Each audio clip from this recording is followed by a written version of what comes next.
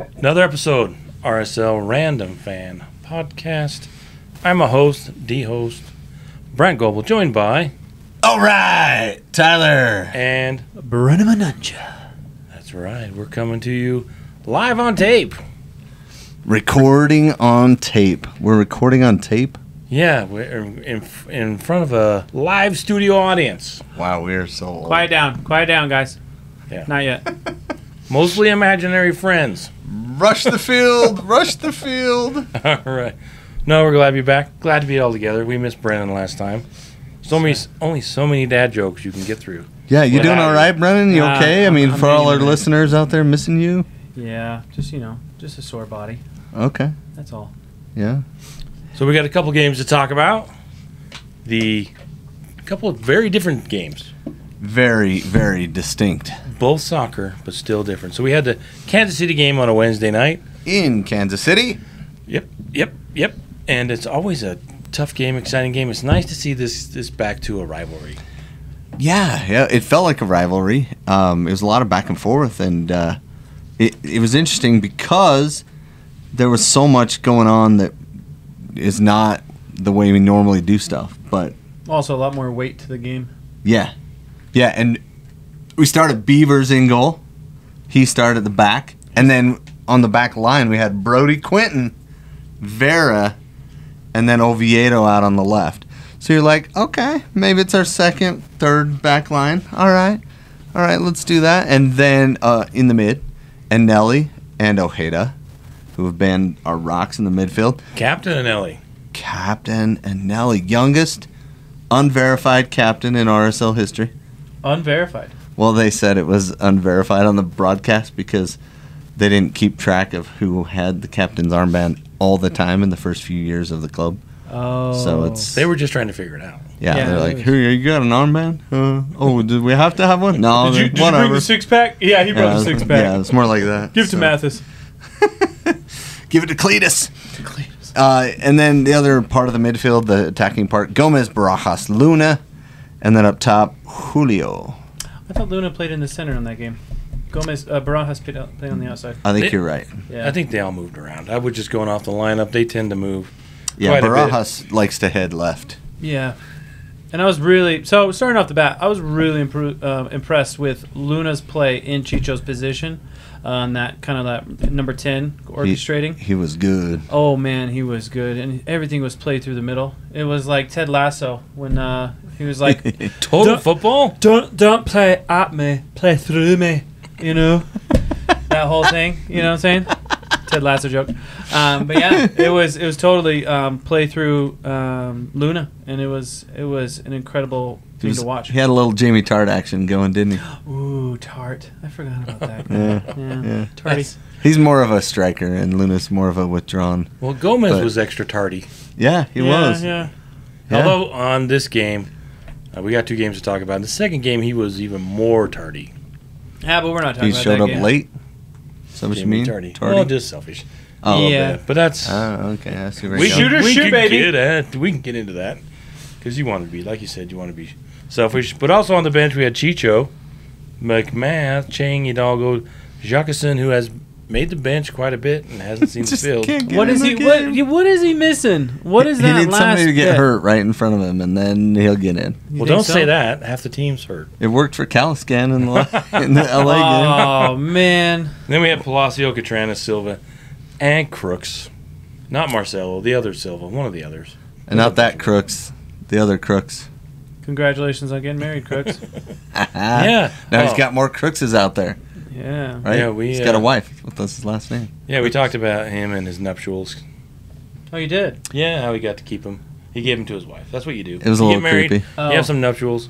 You hand them to your wife. She puts them in her purse. Really? And then when if you you're never a good, see him again. if you're a good boy, she lets you take out your nuptials. I'm so lost. I know. have no idea what's going on. It does sound awkward, doesn't it? Yeah. Yes. Anyway, so the game started off with kind of a boom. We kind of got going pretty quick. And it was interesting because we tried to possess for a bit, and then we kind of let them possess for a lot bit. And in the end, we ended up below the 50% possession for first time in a long time. Wasn't the first goal in like the first 15 minutes? Yeah. And that was Gomez up the right side. Yep. Fontas came and like stepped awkwardly and then realized I'm not getting there. And Gomez just blew by him and ran down and scored. And it was funny because the other center back didn't even catch him. It was the outside right back that was even close to getting close to him when he just finished in the corner. And it was almost like too easy. Gomez was like, really, guys? Like, it's like this. He's built up, like, his way of scoring has been the same way for the last, 15 games? Yeah, like, you didn't scout that, No, you know? yeah. And I'm sure Vermees was sitting on the bench going, we just scouted this! They are who we thought they were! He's another thing we're going to talk about. Jeez. How's that guy still have a job right now? Yeah, he's so gray, man. Like, Well, he's he's getting working on old. it. I mean, Yeah. He's also their general manager, right? well, he has had that role on and off throughout the years. I don't know if right now he has the role or not, but They just fired their sporting director. he wasn't very sporting. No. I always think funny names like that in sports. They all do different jobs, like sporting director. Has there ever been like a historic sporting team that's done super well? Sporting Kansas Bilbao? Kansas City? Bilbao? Are you talking about sporting Kansas City? Well, No. yeah. Is there any team like in the world that has the name Sporting. Sporting in it that has actually been like a dynasty? Yeah, Sporting Bilbao, I think. Is that am I getting that right? Is that think you're right. It is a sporting. Thanks for saying it through your yawn at me. Yeah, I'm sorry. Well, it's late. It's late. I mean, it's it early. made it so much more impactful. Yeah, sporting Bilbao. Sporting. It's the one in Portugal, right? Porto and Sporting. It's the green guys with the stripes. Sporting. Oh yeah, Celtic. No, Santos. not Celtic. Um, Sporting. They're in Portugal. I'm more partial to Racing Sporting Santander. Club of However you Football. say it. Racing. That's funny. That's a team. Yeah, Santander. well, anyways, Anyway, before we got off on that tangent, we were talking about Gomez scoring. Gomez And how scoring. bad Kansas City sucks. I think we forgot to include more of that. Well, you did bring up the whole Peter Vermees, that little Yeah, and bit that you just Fontas did falling there. down. And Honestly, after that first goal, it was kind of surprising that after all this time that they're still allowing such a simplistic way of Gomez scoring. yeah. Like, what is that back line not understanding? That seems like the go-to that happens way too often. Well, and then the second goal was just as great because Luna just threaded the needle, and that is not an easy ball to do. No, that's a messy touch. Anybody's ever kicked a ball down a field to a streaking player running down the field? That's not an easy ball to connect. Within stride, too. Yeah. Like, not even an adjustment step, just... Yeah, and he just accelerated past that back line like they were standing still. And it made Anderson Julio look amazing, and it made Luna look Even better. deadly with that pass. Oh, yeah. So, I mean, he was very active, running up and down the midfield, winning balls, destroying plays. I really liked the way Luna played in this game. And it was Chip the Keeper night. Yeah. 2 chips, right? Yeah, and no salsa. Gotta get it with the guac. Gotta get it with the guac. So we go up 1, and then they come back in the 28th minute and tie it up. What were your thoughts on that play? What happened? I don't remember what happened. I can't remember what happened either. I was getting Really? you. This is a Wednesday game, Really? man. We gotta... Come on, man. This is- Cut. That's a wrap. Okay, Cut. just rewind. What happened? Oh, Afrika. A freak? It That's sounds like his spell name's check. from Africa. That's what Is Brandt that put on racism there. right there? What? No, it's No, spell check. so Spell dude check. received the ball in the middle of the field. He was their tall, lanky, cool fro guy, and he kind of shimmy shaked past Anelli, and Oh. then like Anelli kind of got turned around, and then This is the top of the Ojeda box, right? could have fouled him, but it would have been a yellow card. And so he was like, I'm going to let this go. And then Quentin stepped late, and Vera stepped out of the way almost. And then he just put it in the corner. Yeah, near post, You know? wasn't it? Yeah, just as he hit the top of the box, he kind of dribbled at our center I defenders. remember. I'm sorry. And I then- remember. Knocked it into that far corner. Because one of the things that I was thinking about and watching it is that there were a lot of mistakes that led up to it, but also the positioning of Beavers.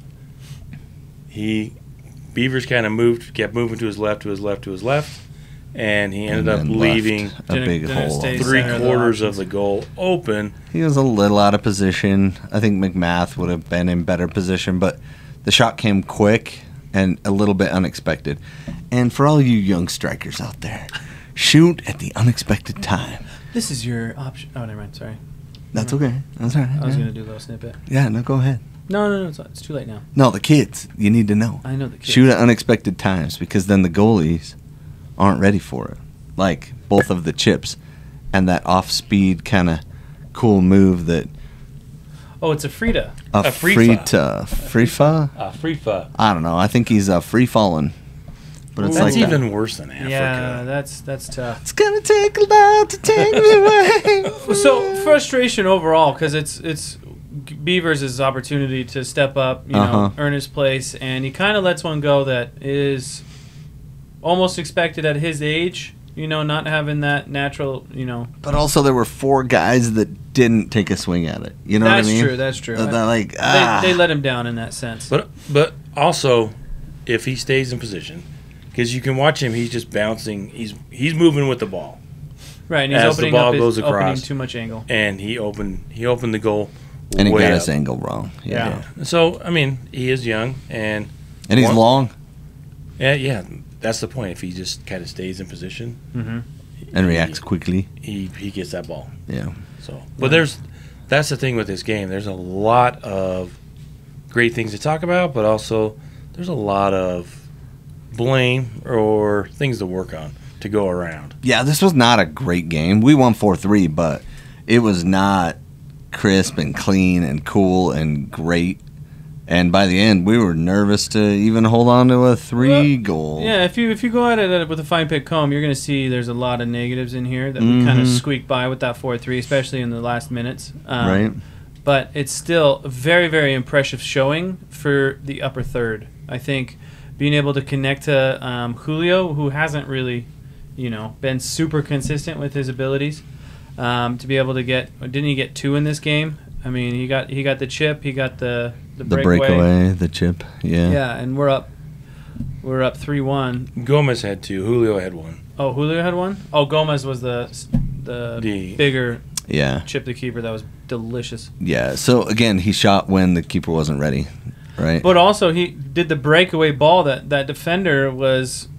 He had no reason to be attacking for the ball. He should be playing the player. Again, Fontes stepped up and tried to win the ball for Julio, and he did win the ball, but Julio won the ball too, and it was kind of like one of those where like the ball squirts out and goes anywhere. Yeah. And he's laying on the ground, and Gomez is like, yoink, and he just blew past everybody, and the other defenders took horrible angles to come back, and I'm like, if these guys just picked up center backing, like, I know to take that angle. I can't do it, of course, but I know that when a speedy guy picks the ball up, you just run back. Yeah, you cut off his angle. Yeah, luckily Luna didn't touch it. I mean, if it was the role was reversed, I would have been like, oh crap, Julio's gonna touch this. Right? Yeah. No, and so he just burst in on goal and Gomez with a long stride, really great finish. And he finished when Melia didn't expect it, chipped it right up and over, and a more stout team. This is a different lineup. 3-1. That's a solid. That's 3 points. Game's over. Yeah, you pack it in. You defend it up. Yeah, and you keep possession. But then they did make really good subs. That was one thing that really changed the game. It changed the tempo quite a bit. And in the 60th minute, fairly early in the game. Yeah, smart. Because Vermees is like, I hate this. I hate seeing this. I was watching him, and they were reading his lips, and he was saying, "I'm so tired of this lineup. I could throw up. I'm gonna throw up and put 3 guys in." Well, it definitely wasn't Fontes' game. That was the one that I felt was really the black sheep of it all. And they subbed him right in the 60th. Mm-hmm. Yeah. They put in Voltaire, but he's more of a midfielder, so that they kind of went with 3 in the back. Which favored him. I mean, they were getting up. Russell was not as dangerous, which was great because I do not like that guy. Russell would fit well at Seattle, yes, or Portland, or the LA Galaxy. Any place that you spend a lot of time flopping around on the ground. he would fit in perfect because that kind of stuff just drives me insane. I don't mind some gamesmanship, trust me. It's just part of the game. But when it's every time you get touched, it's a foul, and you're running up to the ref, and it just kind of for me, at least Johnny Russell has some entertaining aspects him to his game. I don't like the way he reacts to everything all the time, but it also makes him vulnerable as a player. If you know he's reacting to everything, you can poke him. It's like your big brother that you know is going to lose it, and if you poke him, and then he's like, "Mom, Doug hit me." Wait, the older brother's crying? Well, I know how to get people. That was one of the things I was good at, not just in soccer, but in life. Get people that's why you lose were their... center back. You were center back because you knew how to press buttons. Yeah, that's it. Chippy little bugger. Yeah. We did. There was one other thing that we wanted to talk about. I'm sure Tyler wanted to talk about in the first half. Probably a call that he totally disagrees with. Ooh. Oh my gosh. This one I'm on your side with. Well, Beavers made the save, so let's end with that. And it's over. Let's talk about let's start with that. No. Let's start with that. Okay, fine. Because I disagree. Oh, really? So here's the deal. Ball comes in from the wing. First guy steps over it, and their big bad Tommy man comes to shoot it. And Ojeda steps in front of him. His foot's now on the ground. Ball hits his foot, goes back, and then he just pretty much destroys Tommy, right? Ref calls a penalty. I hate that call. I hate it. Our guy won the ball, and then he did plow through Tommy, who was taking a swing. So Tommy got to kick it, Ojeda, just smash him on his planted foot, and that's a penalty against us. I hate that call. Hate it. So hate it. This is why I agree with you. I would hate it on the flip side as well. I hate it on both sides. The reason why I agree with you is because of the angle that it came in on. So I can see where he's coming from, where he didn't really get all the ball, and he impeded his ability to continue playing the ball, all that mumbo jumbo. But the way that they both came in, they came in at a very open angle, similar to a shoulder to shoulder scenario, and Ojeda did get all of the ball and change the direction of the ball. Right. Because there is touch in the ball, but if you changed where the ball is actually going, that means you got control of it. Right. And I think the fact that they're carrying through should be null and void because they played the ball, and that's what the first thing, and then they collided. The fact that they collided is because they both were aggressive at the same ball. Just because the one person's shooting, the other one's defending, that makes no sense. It's like Ty doesn't go to the runner. You know what I mean? Just Ty goes to the offensive player. Yeah, and it's kind of dumb in my opinion. But the other part that's dumb about it is that the ref didn't get another look at it. The VAR guy didn't call him down. The VAR just reviewed it by themselves, and it wasn't their call. I agree. He called it. It wasn't a clear cut. Let him go see it, and let him see that Ojeda won the ball, and let him see if he wants to stick with his call. And then if he goes to the monitor and he goes through it, and then he says, you know what, I'm sticking with penalty because after he won the ball, he dumped him. Okay, fine. At least then he saw it from 3 different angles, and he got the call in his mind correct, even though in my mind it's still not. I agree with you there. I would like to see more of that where it is kind of interesting. The goal is questionable, or the call is questionable. Yeah. I think that it would be... What are you doing over there, Brennan? Trying to distract us. No, this is going on our Instagram. Oh, all right, okay. awesome. Behind the scenes. All right, so tell us why it deserves to be a penalty, Brandt. The only reason I would agree that it's a penalty is because of the angle that Ojeda came in.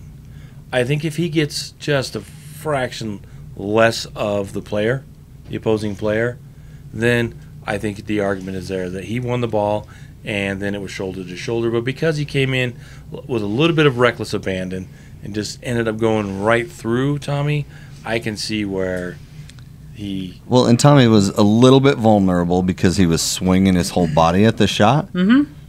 But that's his fault. That's not Ojeda's fault. But I can see how the that's why I wouldn't have called it because it's soft. Yeah, it's a little soft he because didn't even hit the ball. Because this is so now take this exact same scenario, put it at the middle of the field. That's not even a yellow card. No.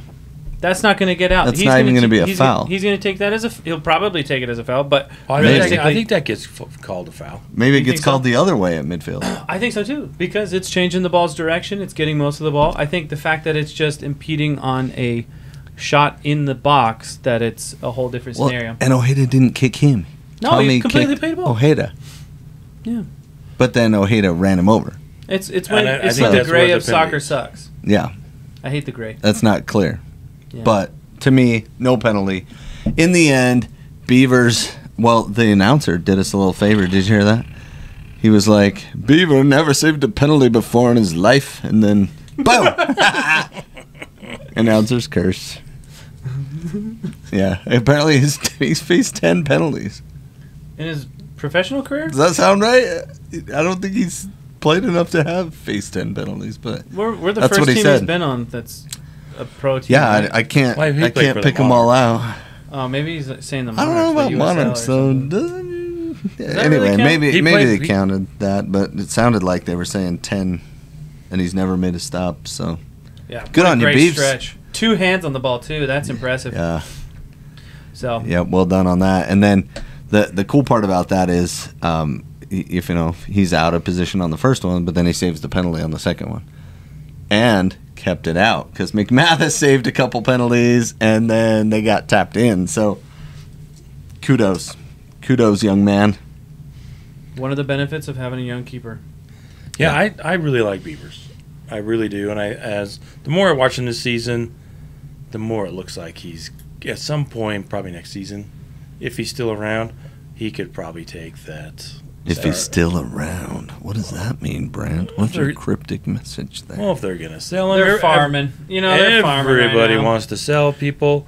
I think everybody's expecting Gomez to be gone. Everybody's expecting Luna to be gone. I think those are the 3 top players that could find a home somewhere else, if that's what RSL wants to do, depending on the offers that come in. Yeah, I think. That's good. That's a whole different story. That's gonna suck. Yeah, no, but then we can go buy some more young talent, right? And recycle, reduce, reuse. Yeah, but hopefully that recycle is a quick change, because I mean Luna wasn't a quick change. Beavers hasn't been a quick change.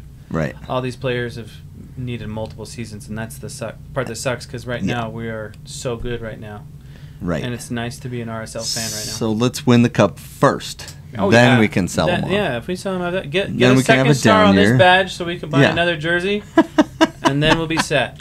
And then we'll step up to that next level in 2 years. Yeah. After we win the cup this year and the Supporters Shield and the Open Cup.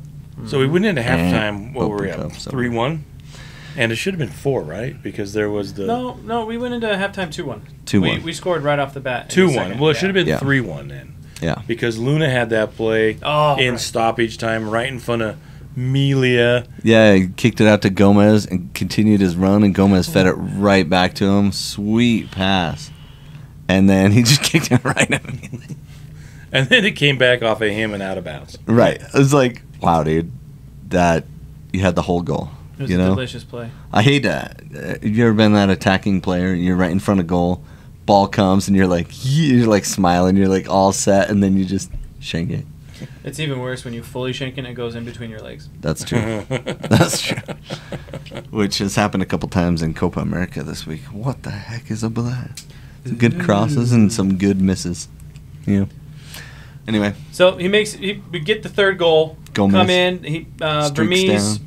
does a good 3-sub. Mhm. 2 minutes later, we come in. Pablo's like, oh, I can play chess. We can put Catranis in, and I think this is also thinking about the very next game. I think that's why he's gotten Oviedo starting, Catranis finishing. Yep. And then our boy Crooks is getting an opportunity on his birthday, which was really cool.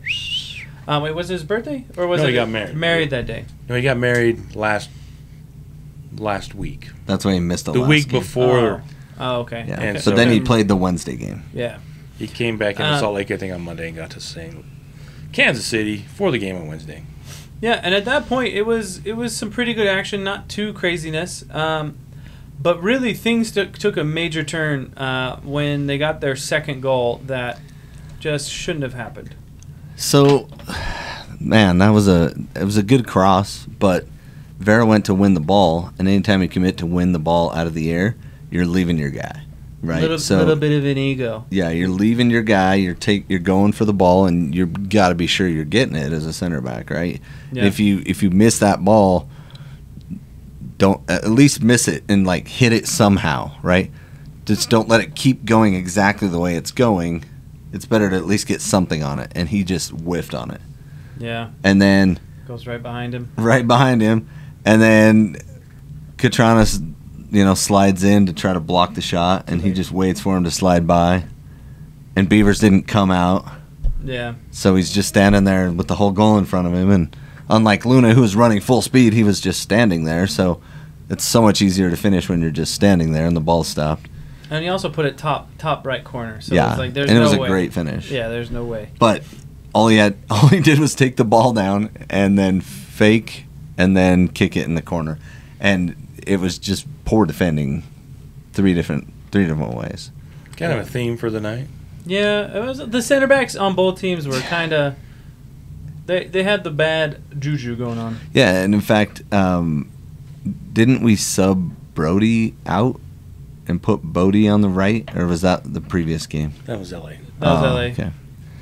But Chain came Brody, in. Hidalgo came in at halftime. Oh, he did? Yeah, Hidalgo came in at halftime, and for Brody. Yeah, for Brody. That's the change yeah. I was talking about. Yeah, and Chicho Narango came in for Barajas. Barajas. Yeah, Yeah, and right when Rongo came on, he took a shot yeah. right at the keeper. Yep, and I think that was a better shape and a better defensive effort because for some reason Quentin and Brody were not on the same page. Brody was stepping and Quentin wasn't covering. They just weren't quite on the same page. You could see it. Quentin was very vocal. very vocal when he doesn't like what he's seeing out there. He got mad at Gomez for that breakaway play when that guy got out on the left side. Yeah, Gomez it's like get your butt back and defend, bro. Yeah, You know? and that's what you want. It looks like he's holding people accountable. Yeah, which is really great, and he knows the standard coming from Columbus. Yeah, That's something we're really proud of bringing over here. But one guy that I didn't realize was Chang. he did sub in the He did 75th sub in. minute and almost didn't touch the ball. Yeah, but also you could tell possession-wise, Julio did a lot in that game. Julio was I forgot his name. Who did we loan out? Rubio Rabin. Oh, Rubio. Julio has done a lot of press like Rubio Rabin did, but has had more success. And you saw that change drastically. Getting that fourth goal from us was a little bit of a surprise. I mean, they did have a lot of numbers back, and finally the tree was able to be a tree and put it in the net. So congratulations to him. Yeah, well, it came off a play where Julio was hustling. Mm-hmm. Almost got a shot off, got it blocked, and Chicho ran it down. Oh, no, it was Gomez. Oh, was it Gomez? Okay. There was a nice Gomez. defensive play steal. He lobs it over trying to cross Chicho. it into Chicho. Oh, yeah, tried to lob it. And Kind of missed. Crooks was just kind of ghosting in. I like Crooks. I know that there's It was an alley-oop, man. still a long way to go to figure out Yeah. how. But that was a cool play, and we need that kind of a play. Oh, yeah. Where we just lob it up there, and Crooks goes and dunks it on the other We team. need that earlier.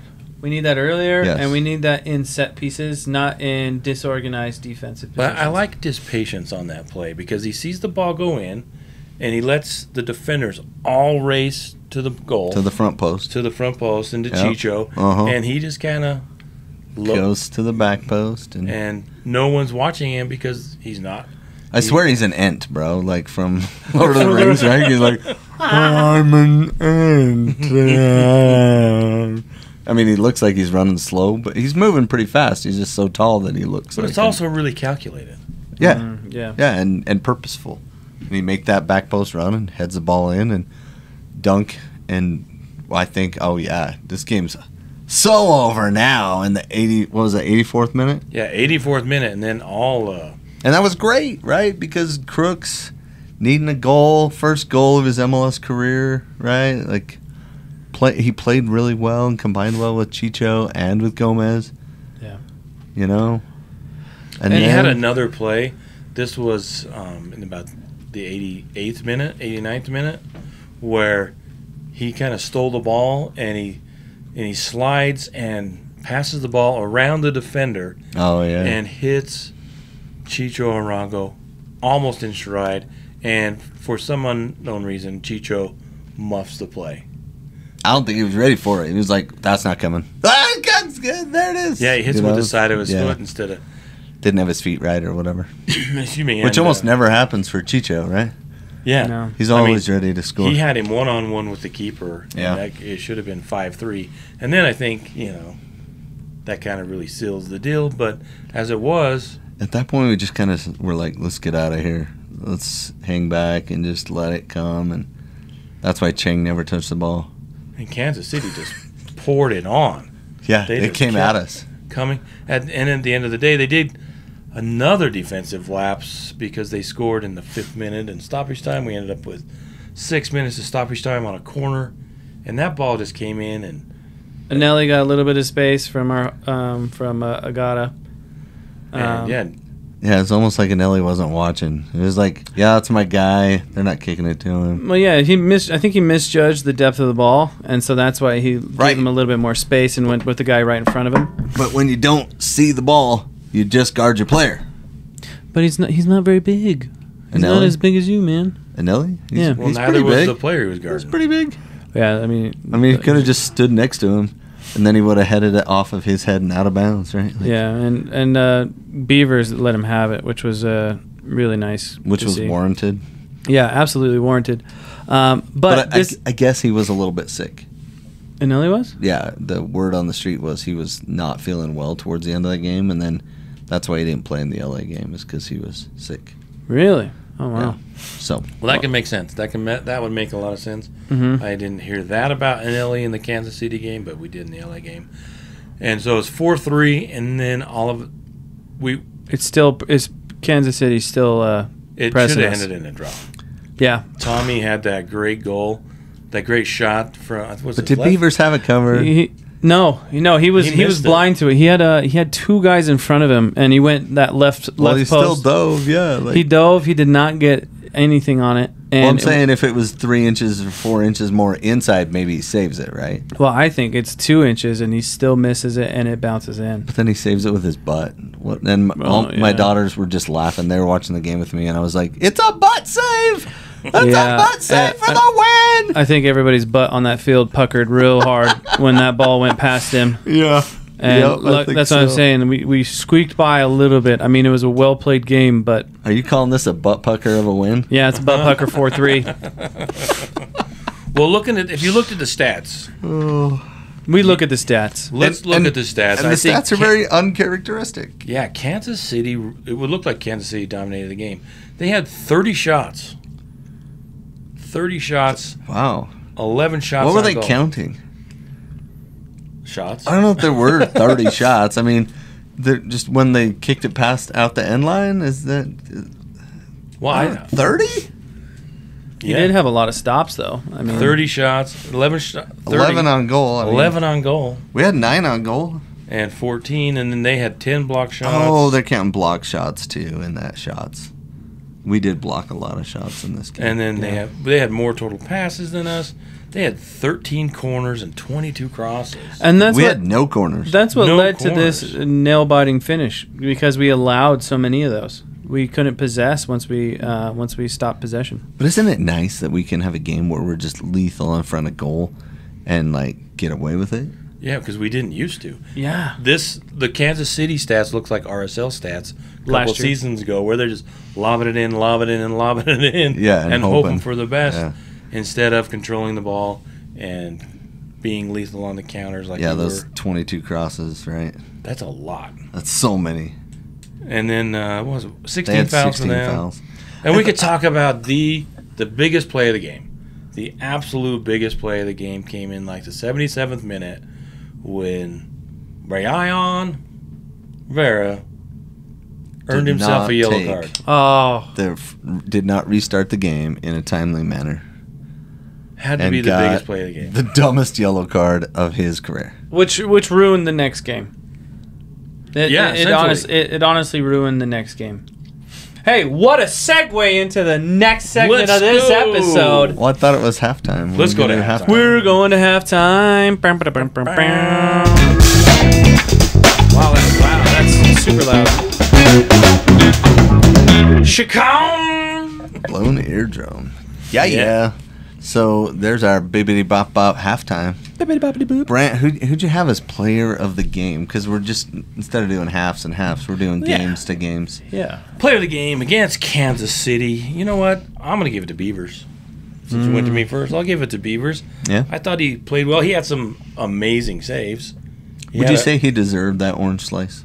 Absolutely, positively, positively. However they say that when you're a kid. But yeah, I'm starting to be more impressed. I wasn't in the start of the season.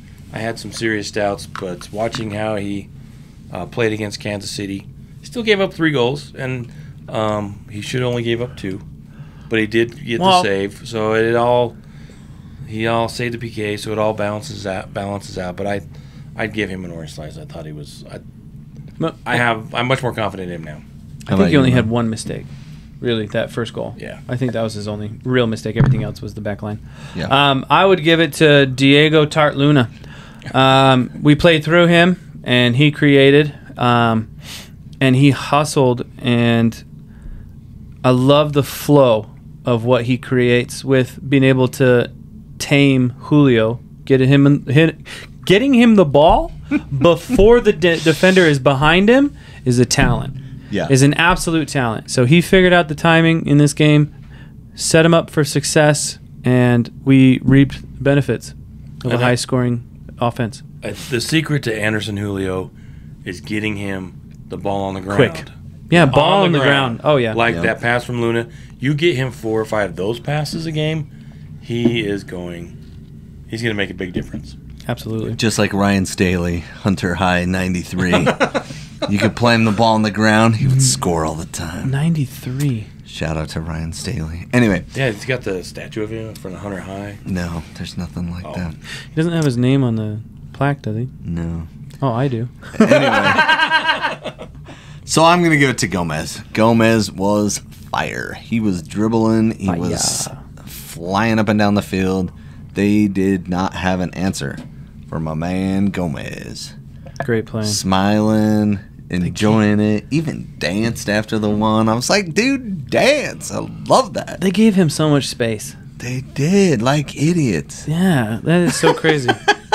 I love it when the other team plays into our strengths, right? And that's kind of what happened. So even though we gave up 2 goals late, I think, to me it's like, ooh, that sucked. We didn't play great, but we finished so well that it made up for it.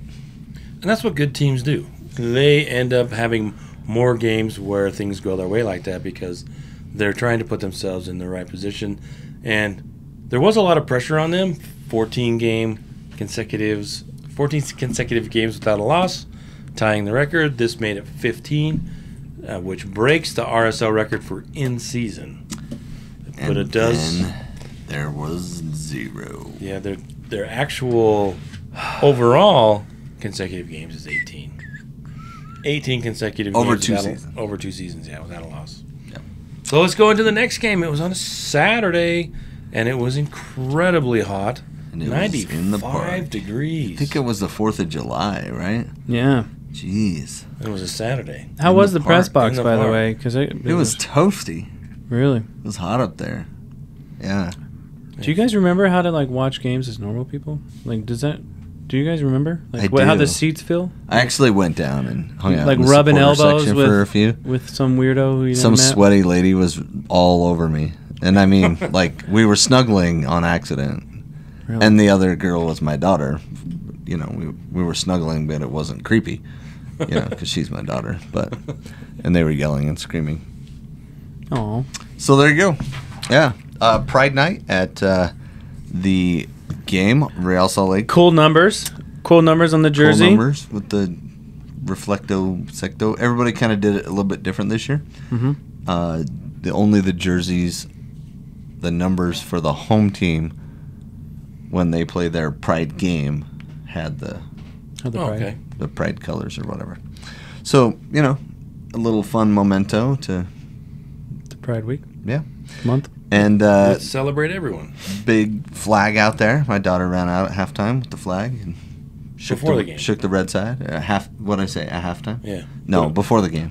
Yeah. Yeah. She ran over there at halftime. They arrested her. No, at halftime they put 43 kids in 2 goals on the field and they say play, and like no one ever scores at halftime. Those kids that go out on the field and play with those Really? pop-up goals. You can tell when they do. There's If- 43 That's kids out there. Pablo's in the locker room. He needs to go out there and orchestrate. Right. You know?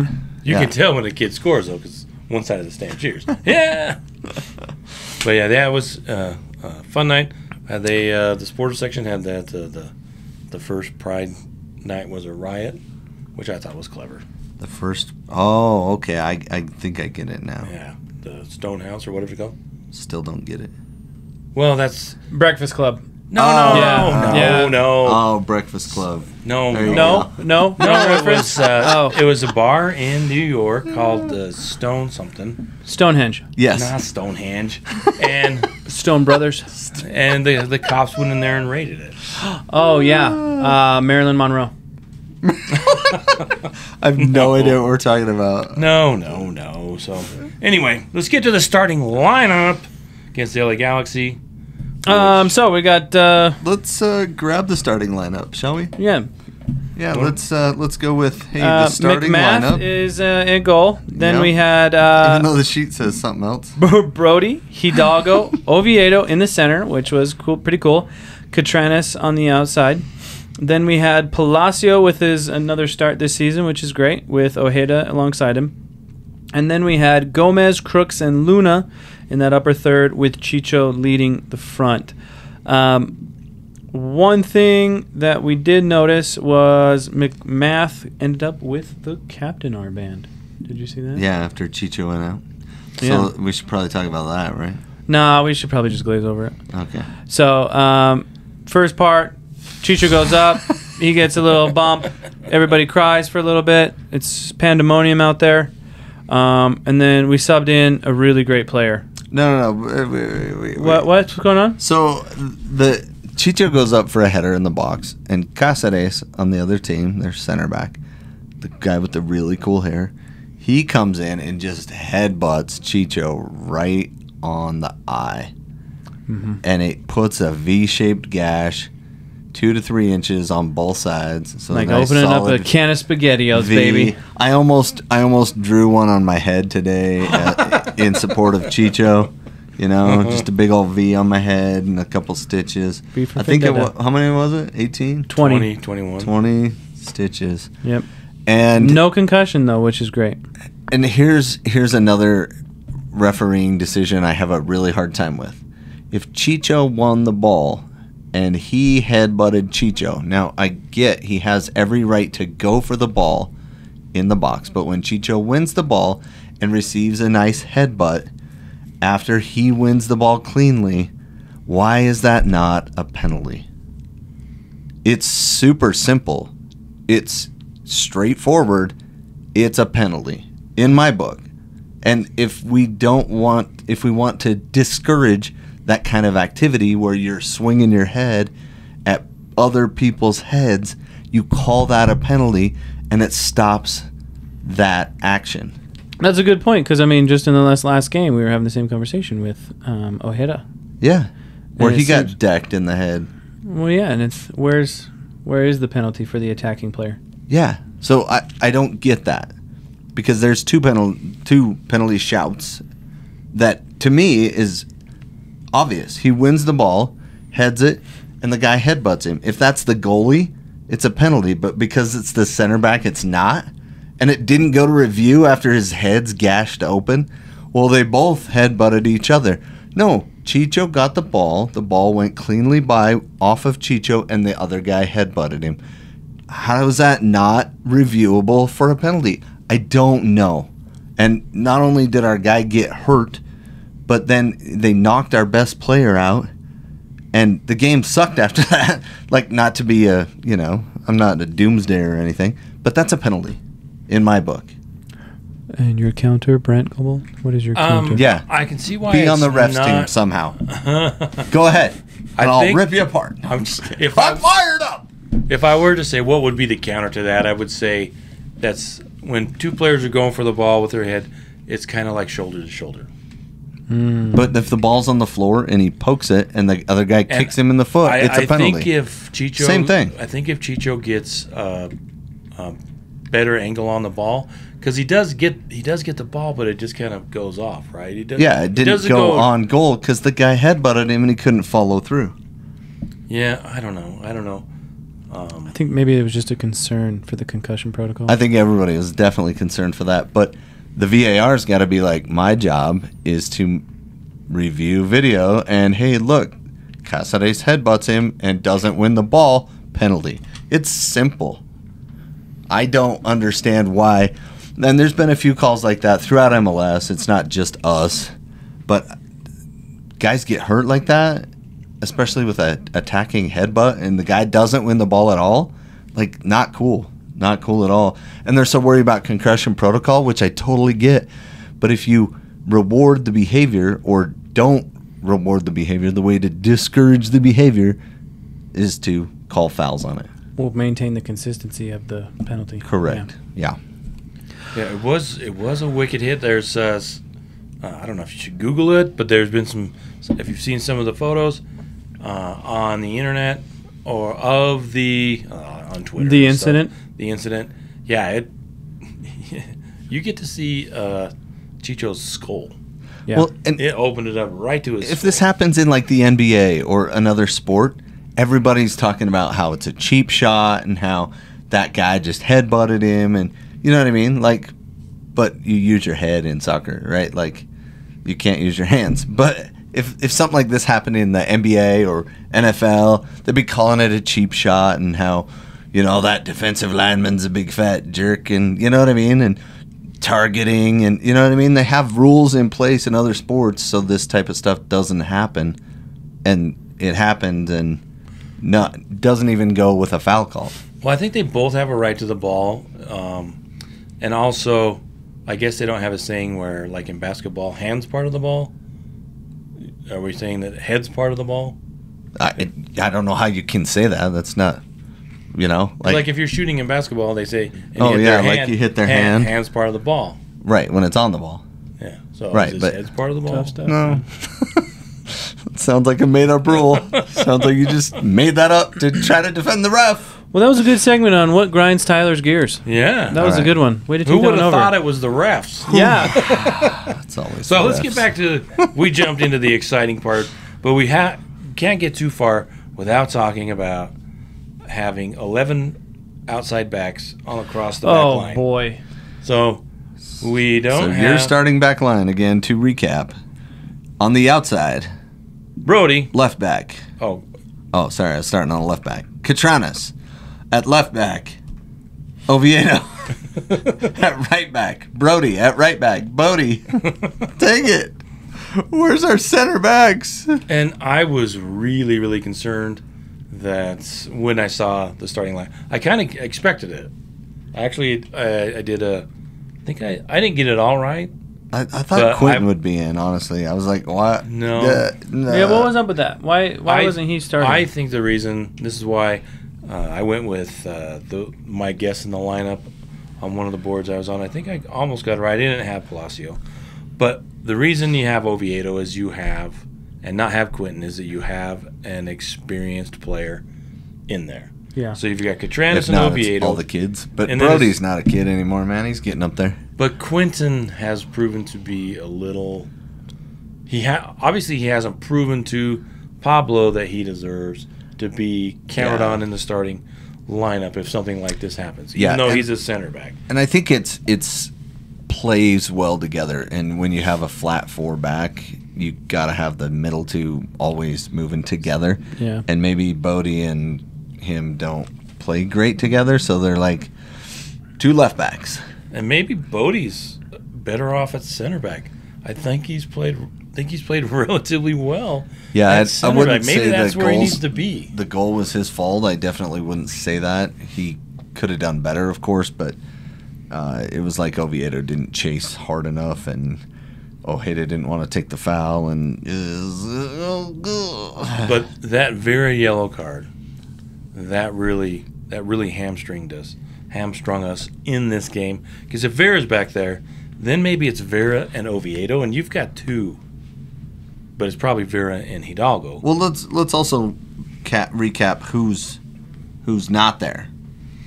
Justin Glad, who's Holt. our most solid defending center back.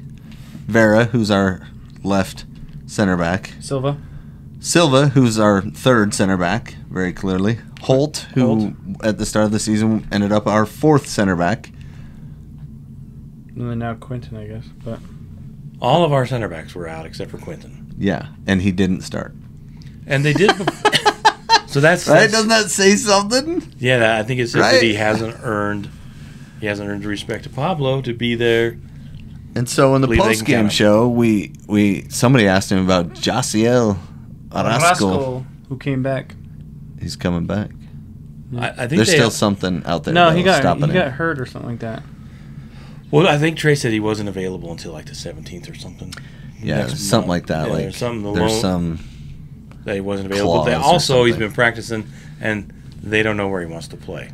Yeah, so because he's just been on the other side. He hasn't been playing center back for him. I don't think he'll ever play center back for RSL. I don't see a situation where he should.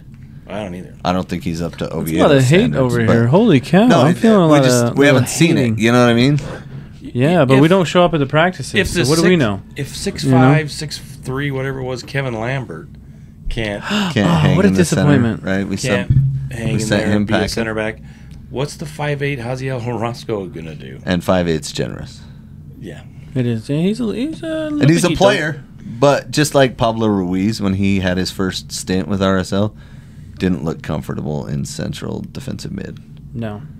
No, he gave the ball away a couple times and gave up a bunch of points, and then we shipped him off. So not having Vera really flipped the table because Ricky Puig is out from LA Galaxy. Who's their most dangerous player? And most dangerous most player. exciting player, honestly.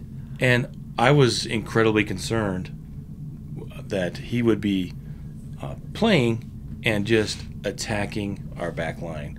And one of the things that LA Galaxy did not do in the first half was attack this back line. I know, it was interesting. I think they went after, like, the first 3 or 5 minutes of the game, they were going after Oviedo, and then they kind of backed off. And I was like, that's weird. And the game was a little ugly. You know what I mean? There was a lot of just passing back and forth, hanging out. It was also busted plays. A lot of trying to figure out what to do. It felt like it didn't seem like it was. Oh, this is the plan we're going to stick with. It felt a little. We were disconnected in the final third. Yeah, you know, RSL had a lot of great chances in the first half. That against Kansas City, they finished. Against the LA Galaxy, they sent into the stands, and that was one of the things that's. And it also was disjointed after Chicho. Both sides, they lost their center back. We lost Chicho, and I think it was around 20 minutes in, 21st minute, yeah. And then there was 8-10 minutes of waiting, and it kind of sucked the life out of the game for a little while. For sure. And LA, I think their plan was to come in, and especially without Ricky, and get through the first half. Yeah, just get a result. Yeah, and that's why they played that one guy. What was his name? That one kid. I don't think he plays a lot for them, but he subbed out at halftime. Lepley. Yeah. He just kind of ran around and kicked people, right? He didn't do much. Peck was doing a lot of that too. Yeah, we were going right past Lepley. Gomez and I think it was who was there in the back. Gomez and that defender might have been Lepley or Peck. They were just going at it all game. Well, so I think what really turned this game in a negative fashion for us was the sub of Kalaskan. I think if you watched his possession on the ball, he did not have the same rhythm as everybody else, and it was like Brody a couple seasons ago when he came in and he was just a negative passer. He just came up, moved up, passed back, come back, moved up, passed back.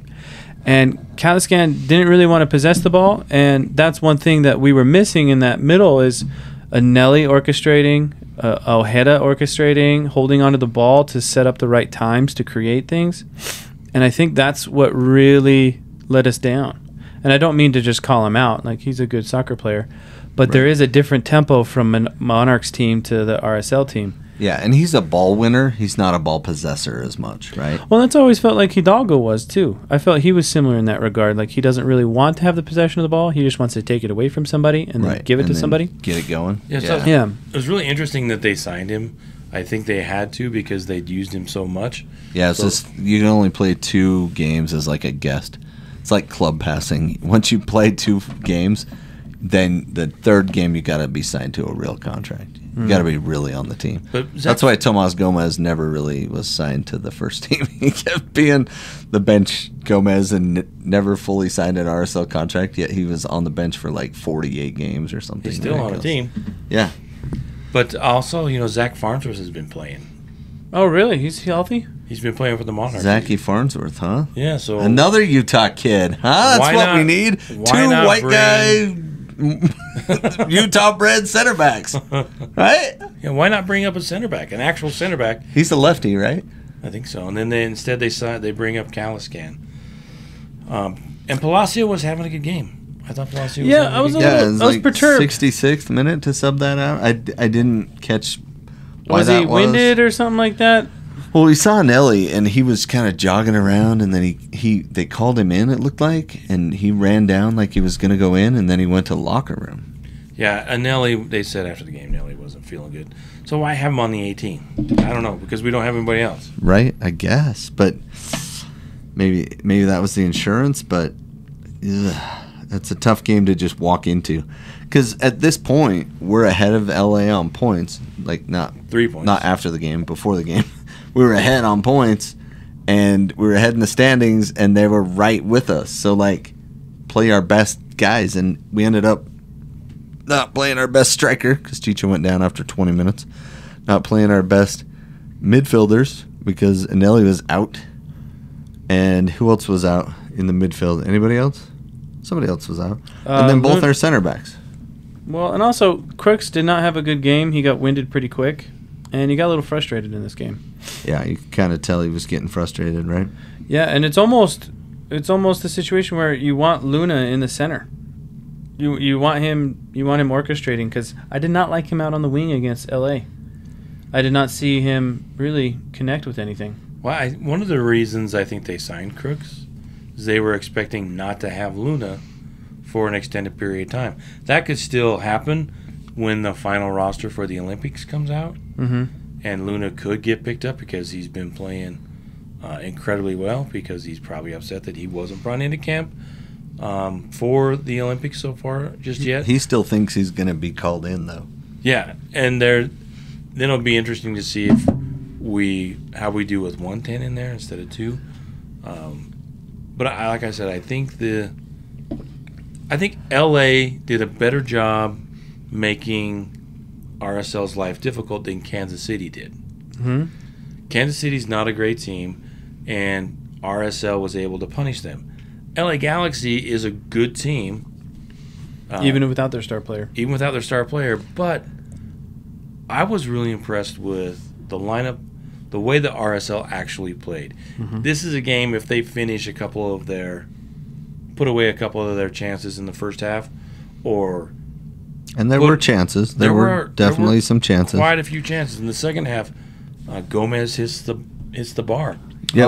What were you going to ask in the post game show? You're going to say, "Hey, were you scouting McCarthy and thinking that he doesn't do well with really high balls just under the bar? Is that why everybody was trying to shoot high all game long?"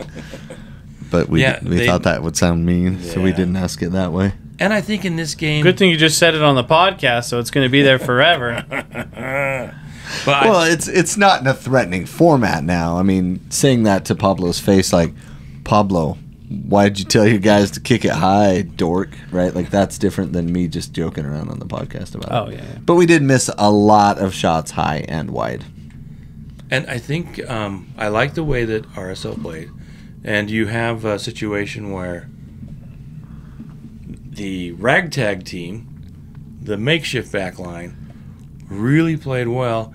And I guess you could say LA Galaxy didn't really overdo it, didn't expose themselves to the counter because that's what. Yeah, they're smart to drop back and just go. RSL We're not going to race. They chipped at us. They slowly chipped at us. We're not going to race Julio and Gomez all game. We're just going to drop back and drop back their and plan, drop back. They came in, they packed it in, they kept it 0-0 at halftime. They made some subs early in the second half. Delgado came in at halftime, and then they brought in Cuevas and Ayude and McMath with an incredible save that could have been 2-0. Yeah, on that breakaway when basically Hidalgo stepped up and just whiffed on the ball on the pass, and then they stole the ball and he played Painsil in. And Painsil made a great run and a great shot, but McMath had a greiter save. Just played huge. Yeah. Played huge, kept his arms a little bit lower. Yeah, I don't think Painsil had a great game. And I wasn't, without Ricky, they aren't as... Yeah, Painsil's not as dynamic. He needs a little more help. You got to give it to our team, though. So I do. I'm actually honestly giving it to our team. I don't think, even with Ricky Poo, they would have as much success. I think defensively and the way our tactics are, Pablo does a very, very good job at stopping a lot of their weapons. Yeah. Because we make really good teams score very little. Well, and that's kind of the point I was making earlier when I was joking around about how I was good at instigating with other people. Pablo, as a player, was really good at that, too. He would get under people's skin. Mm-hmm. He was even doing it against Italy in the World Cup. You know what I mean? So clearly he does it better than I do. Right? But then he plays this Zen card after, like, you know, he's all chill. Close. This close. This close to an MLS contract. No. Forgo the whole college route. You don't need D1. Nothing. Come on, man. I walked you were to so close. College team that wasn't even an official team. I'm pretty sure when you yelled at Thierry Henry when he came to RSL, he was like, "Dude, remember me in the locker room?" And he's like, "Dude, you could have been something." And then I was like, "Nope, that was that guy." That was not me. No, but I like that about Pablo. I always appreciated that about his game, even though he played for the Rapids. You know, like... Oh, that's rough. When he played for U.S., like, man, he was one of my favorite players. Because him, Bradley, like that tough center defensive mid. That's why I love Tyler Adams, who plays for the United States. That guy is tough as nails, and he demands everybody work for the ball, right? He gets the best out of all that ego on the national team. And I think we're a much worse team without him in the lineup. So, one thing I want to ask now. We've blown our 15-game streak. Wait, the goal? You want to talk about the goal? No, it was a dumb goal by Peck.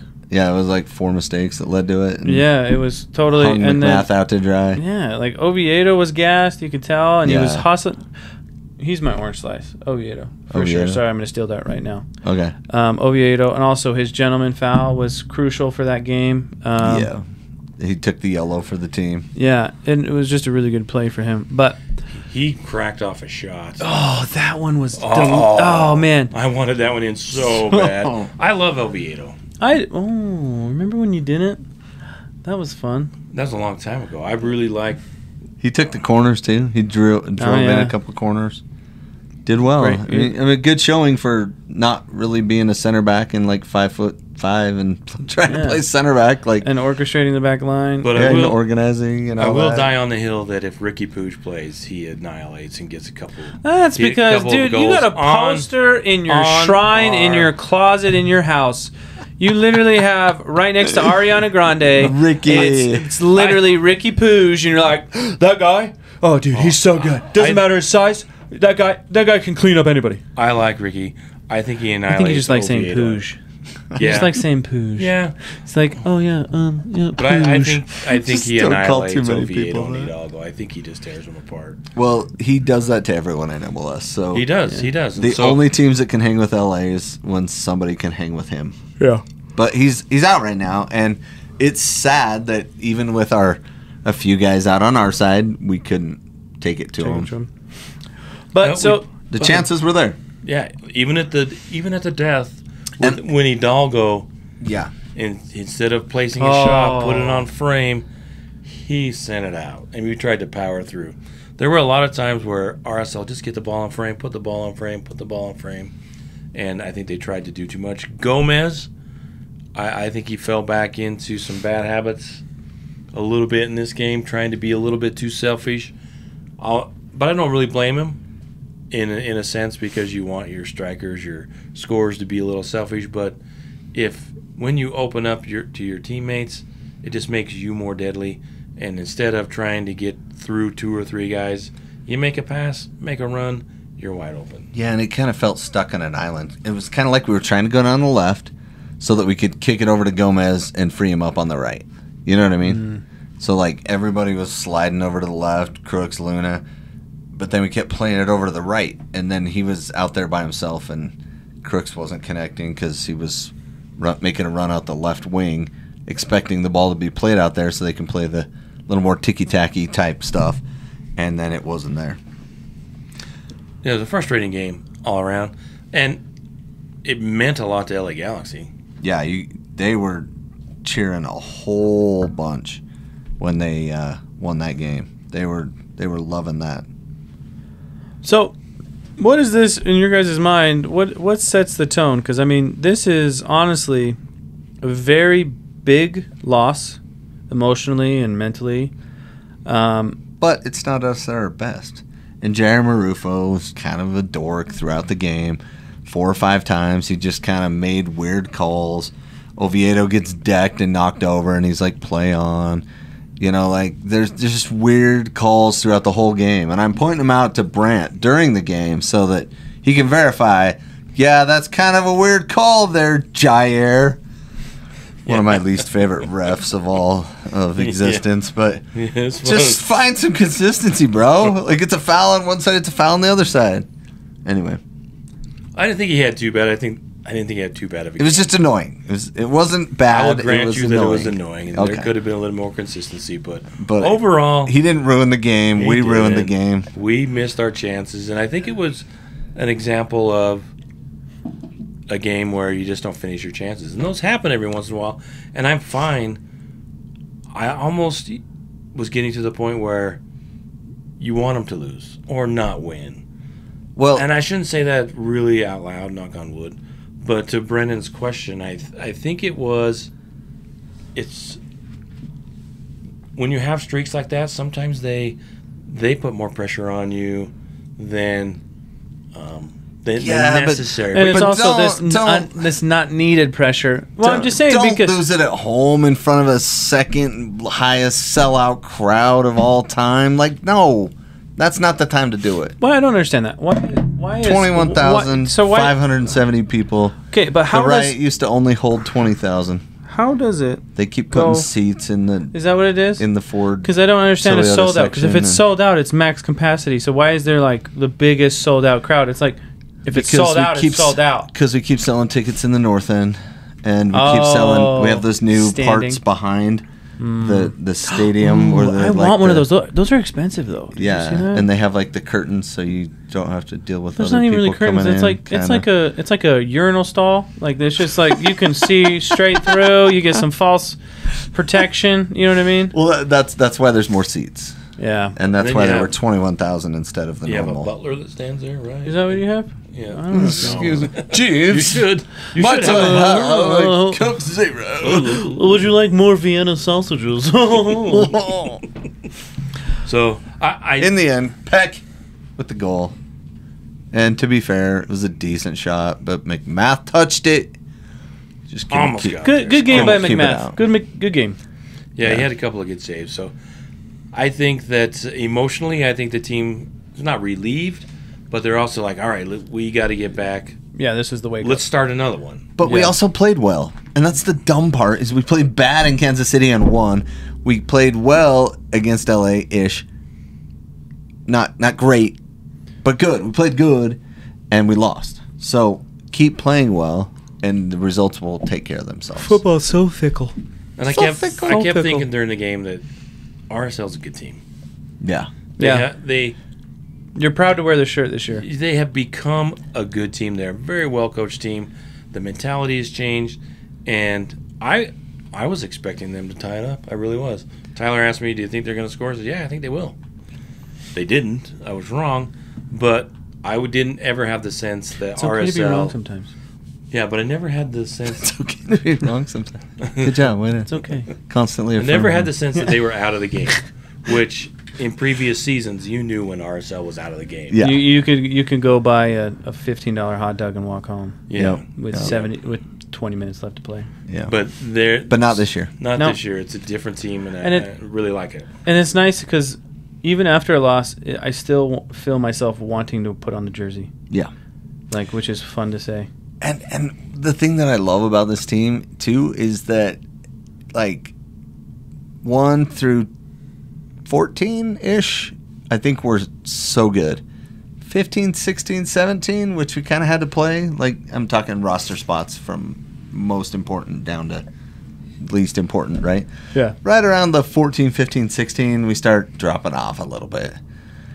I think our starting 11 when everyone's healthy is best in the league. We're just as good as LAFC. We're just as good as, maybe not as good as Miami, but we're close. You know what I mean? We're right there with those teams. We're very competitive. Yeah, but I think our 12, 13, 14 are good, but they could be improved if we elevate 14, 15, 16. If you think about it, 4 of the players that are injured, if they never got injured, we're a stout 16 to 17 player roster. Correct. And we want to know what's going on in practice, man. What's going on in practice? What are they doing? Yeah, are those balls legit? You know what I mean? Because if Silva's stepping on them and doing the splits, what are they practicing over there? Yeah, I was thinking about that over the weekend too. That you play most of your soccer in practice. Right. So you probably statistically would expect to have a few more injuries in practice than they do during the games. Because there is probably, are you practicing too hard? Are you putting too much stress during practice? Because that's where they play all the time. Are you taking chances in certain scenarios that you would in a game but shouldn't in practice? Probably, yeah, something like that. Yeah. And we'd have to look and see what the case is for other teams. Do they tend to have more injuries during the game or at practice? But considering, I would guess that every team's going to have more injuries during practice because they play more. Fair assessment, host. Thank you. Wow, Appreciate what was that? I couldn't even understand what you said. Fair assessment, host. Oh, thank you. You're welcome. Thanks for repeating that. Sometimes I'm getting old, Yeah, well, I'm tired. Who got your orange slice for this game? I thought I said it. Oviedo. Oviedo. What about you, Tyler? McMath, yeah. Yeah, my boy in the back. He had a great game, I'm going to go with Palacio. I thought Palacio played well. I agree with that. I really liked... Then why did he get subbed out in the 66? And why didn't you ask Pablo about that in the postgame? And why is the world round? I don't know. I'm asking too many questions we don't know the answers to. I'm so sorry. There was a couple of questions that were kind of obvious in the postgame. One of them was like, who did you want to bring in after Chicho went out? It was like, well... And Pablo was like, we have one other striker on the bench. We got Julio. That was really what they asked? Somebody did, yeah. We love him, though. He's a nice kid. Yeah. And it might have... He could have... I mean, it's curious, interesting. Maybe he could have asked you subbed in Julio. Was there any other options you were thinking about, or was that the only one? Or maybe, he was maybe hinting at, can any of the younger guys Yeah, Chang, Jockerson, no. There's nobody else. Jockerson wasn't even in there. I know. Silva, Barajas. So I think he was kind of insinuating that we need to bring in, because I think David James asked him about David James bringing in another player. So would it be helpful to have another senior level striker on the team that can handle the tight passing? Yeah, and he's like, yes, that would be nice. Did Kurt Schmidt come up with any goodies? Do we know? Not yet. The window opens later in July. Oh, really? Yeah. So the transfer window opens sometime July 17th, somewhere late July, and goes through August, sometime in August, about a month. So that's when we will see. But also, we could use a center back. We could definitely. Why? Why would we need a center back? Wow. Yeah, it really depends on how far away these guys are too, because Luna's healthy, Vera's healthy. It's those short names. They'll switch together in my mind. So Vera's healthy. He's just out. So we kind of need somebody. like We need a- Hidalgo that can We fill in need a occasionally. solid third center back, kind of like a Silva. We don't. Maybe you don't bring in a young and upcomer that you got to spend a ton of money on, but there has to be a veteran out there that can come in and be the Marcelo Silva for a couple of seasons if you are comfortable with Vera and Glad. like a Van Dyke. See, I don't think we go sign a center back. We To me, it's all striker. about how long we need to go until they're healthy. Yeah. If Glad's like week to week, then we don't need it. You know what I mean? Because Well, we got we don't- Quentin, we got Hidalgo, there's- and we got Vera that can all play alongside Glad. But will they? There's Quinton no could've way. started. There's no way that we That's can what I'm saying. afford to alter our starting 11 like we had to do against LA, and still get another star on our badge. There is no way. Right. So we need a striker, we need a midfielder, and we need a center back. I would say striker first. That would be No, my I said it in preference. order. Yeah, striker, mid, and then center back. Okay. I think we need to go heavy in the transfer window. Well, and if you aren't going to bring in a center back, there's also that right back position sitting out there that could use. Oh yeah. It What could if they had somebody take an lined upgrade. up that they're just like We we're waiting on, Could be. We don't know. shall like a see. They Catranis' hold things twin close to brother the who's vest. right-footed. Oh yeah. He's just the Gosh, I mirror love image of him. Catranis. I love Catranis. He's fiery. I like that. Oh yeah, so Yeah. good, and he's dangerous. People don't like him. Like opposing teams Yeah. do not like him. Uh-huh. He's like an old I like Klein that. guy. Remember Klein back in the day? Yeah. Or Yeah. Johnny Steele. Remember that guy? No, I So don't. looking at the Oh, with an E stats- at the end. Yeah. Is that the steel guy? Yeah, with the tats and the. He kind of had a bad A attitude, like he was gonna go drinking with you after the game and then brawl after that and good time. be home at Yeah, like 6 in the morning. You know, Kind of thing. forgotten that name. Yeah. Looking at the stats, though, it's kind of a flip of the Kansas City game where RSL went back to dominating possession, had more shots, 15 shots to 8 for the Galaxy, 4 on goal. They had 3. We didn't have any block shots. Yeah, that to me was the biggest stat there. Shots 15, only 4 on goal. We let him off the hook. Absolutely. 11 6 shots. corners, I and think this- 10 sailed over the goal. And this was the one that stuck out for me. Crosses. We had 18 crosses, which means we were being a little too hopeful and just kind of. Spray and pray. Yep, exactly. So, because if you look at the Kansas City, they had what, 22 crosses, Yeah. and RSL it's- in previous seasons they were a lot of that spray and pray. you gotta try all the different stuffs, right? You gotta have the variation of service if you want to have success in this league. There you go. Lots of fouls, 2 yellow cards. I don't think anybody with accumulation danger picked them up. Who were No, it was Oviedo. Gomez and then Oviedo. Yeah. So it was a frustrating loss, but I don't think there's anything to really be worried about other than let's get these guys healthy. Injuries are the only thing that are going to derail this club. That was the other thing that bothered me. And since we're on what bothers me, and I keep bringing up what bothers me, in the 78th minute, Gomez is kind of standing there, and Odd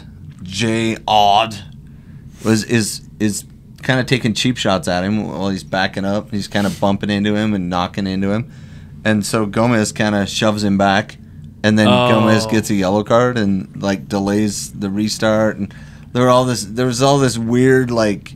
He was lucky to only get a yellow. Yeah, the way But so was Odd. They were doing the same thing to each other. No, And then he did it back, Gomez- and then he did it back. And it's like, okay, if they're both doing it back, then they're both retaliating. Odd was messing with Gomez. Gomez stomped him one time, and then also he threw an elbow and hit him in the chest. He hit him in the chest. Hit him with the That's it. people's elbow.